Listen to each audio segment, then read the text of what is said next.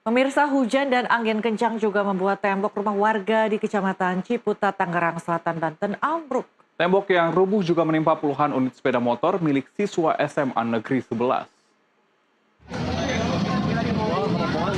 Tembok roboh menimpa motor parkir. Seperti inilah kondisi tembok rumah warga yang ambruk menimpa kendaraan sepeda motor milik siswa SMA Negeri 11 pada Selasa sore.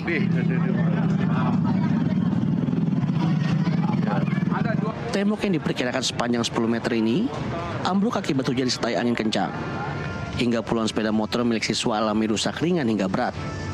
Pemilik lahan parkir membenarkan peristiwa ambruknya tembok akibat cuaca ekstrim.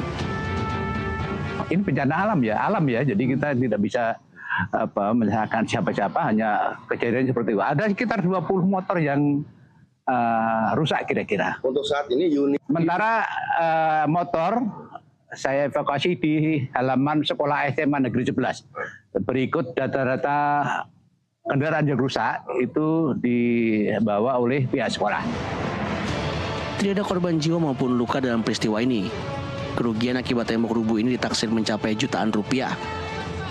Dari Tangerang Selatan, Banten, Andrianto, jurnalis NTV melaporkan.